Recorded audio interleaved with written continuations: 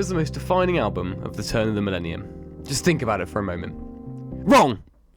It's 𝗧𝗍𝗆 by Radiohead. Obviously. It's my video, I'll make it, I can say what I want. Regardless of my authoritative intent, 2000's 𝗧𝗍𝗆 and its follow-up album Amnesiac, released in 2001, are some of the most experimental and genre-pushing albums of their time. Radiohead were, for over a decade, a band known for the funny loser song that Tyler Durden people like. In 1997, they released 𝗬𝗍𝗯𝗀𝗆 to critical acclaim, the album with the song that you know from TikTok edits. Peter, how are you doing that? I don't know, Lois. I'm scared. Well, come down. I can't. I get help. Call somebody. Well, who do I call? I don't know. A police, a fire, a scientist. Call a scientist. Okay, you kids stay here with your father. I'm gonna go find a scientist. Am I gonna die? But when it came time for their next album, the group were purportedly bored and burnt out of their typical alt-rock sound. It was one fateful night, while band frontman 𝗏𝗏𝗏 York Not many people know that I'm blind in one eye.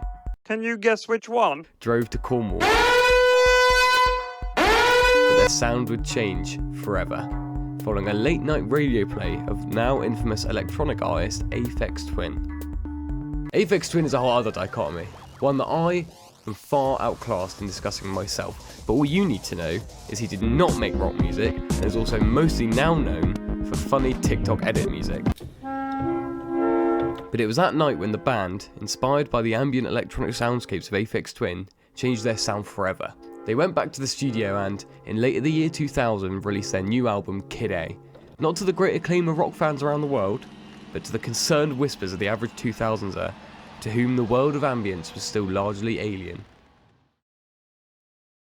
𝗧𝗍𝗆 is the most wonderfully weird album. I'm no musician, just to clarify, but it took me well over a year from my first listen to the whole album to gain any appreciation for it. It was cold, dark and strange. How the fuck could any normal person like the inane wailing of the titular 𝗧𝗍𝗆 or the disco beats of 𝗷𝗍𝗃? Except Germans. I bet Germans loved 𝗷𝗍𝗃. But as time went on, I grew to appreciate the craft of these songs and the beauty behind them. It's not an album like 𝗬𝗍𝗆𝗃𝗃, which is rich with a cacophony of guitars and drums. 𝗧𝗍𝗆 is about the space between sounds. It's as much about the absence of noise as it is about the presence of it. Tracks like the national anthem rise and soar into loud, almost deafening celebrations of raw emotion and near rageful chanting, while motion picture soundtrack takes a quiet back seat and still delivers the most emotionally charged tune on the band's whole discography.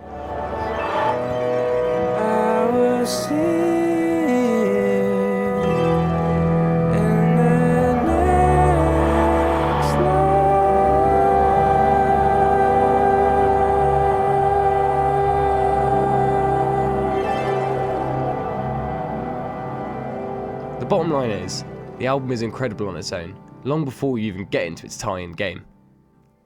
Wait, what? This is awful. Oh, wait, just give it a few minutes. All his stuff starts kind of slow. That's correct. Tie-in games are no longer the things of the 2010 Shell Garage Blu-ray bin. They're back and greater than ever. To avoid rambling longer about music that I enjoy, but largely don't understand, I'll skip the whole Amnesiac half of the album.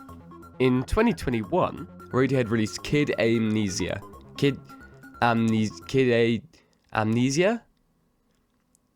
This was a whole compilation album of both 𝗧𝗍𝗆 and Amnesiac, which were recorded at the same time but originally packaged separately. The band had originally desired to create an adjacent museum exhibit to display many of the art pieces they created with longtime band collaborator Stanley Donwood. However, the infamous China virus destroyed all hope of that dream, leading the band, ever the conscious genre pushers, to utilise the power of Unreal Engine 5. What does that many triangles look like? This isn't noise. So here we are in 2021, in a world where the Fortnite people have collaborated with the funny Creep band to create one of the most artistic, thought-provoking games of all time, the Kid Amnesia Exhibition. This game is phenomenal, and I highly encourage anyone, not even anyone interested, but just anyone, to download it on PlayStation or the Epic Games Store and give it a play. It is really something to experience. In fact, I've linked in the description my first blind walkthrough, so if you have some strange parasocial relationship with me, feel free to virtually stalk me via that. The game's a paradox. I downloaded it on the Epic Games Store, but the game opens with a not poem about how it's not a game. There is no gameplay, there isn't even an interact key, all you can do is walk and zoom. And yet, it is the most insane experience I've had in a single player game since 2018. There's such a clear, cohesive vision behind the game and its design. Radiohead's infamous art style is on full display, not just in the actual images exhibited, but even the architecture of the building they inhabit. The outside world's grey and cartoonish, however you pass through a small door bathed in red light and suddenly the world becomes clearer, high fidelity, almost surreally real.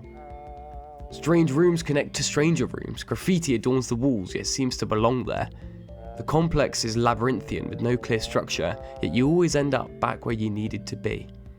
Fellow curmudgeons wander the place, alongside you as tourists, but also as part of the exhibition themselves. Some of them are great lumbering giants, some hammer at the walls as if employed in service of the building's upkeep, an impossible reality given the aforementioned dire state of the walls and floors. The central obelisk fully defies sense, appearing triply large inside and out and housing literal portals to impossible rooms, and the cherry on top, the mountainous peaks first seen on the infamous album cover of Kid A.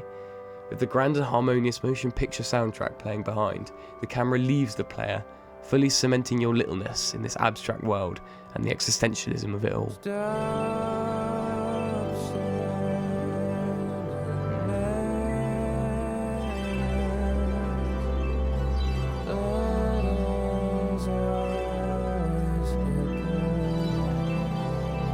And that's it. You can continue to explore, but it's all the same. The world's not dynamic, you have no influence over it. This isn't a Strand type game. The whole point is that you're a tourist. More curmudgeon in this fantasy world. You aren't here to rack up crazy call streaks and nuke enemy aliens. You're experiencing a grander thing. Each room breaks down a song, not just playing it for your enjoyment, but decomposing them into their individual elements. The bass line, the drums, the vocals, and it allows you to experience them both separately and together. It gave me, a non-musician, a greater appreciation for an album I already greatly appreciated, and it'll give you one too.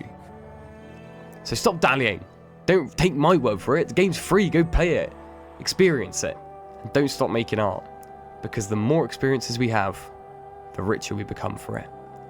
Or something like that, I'm not a poet.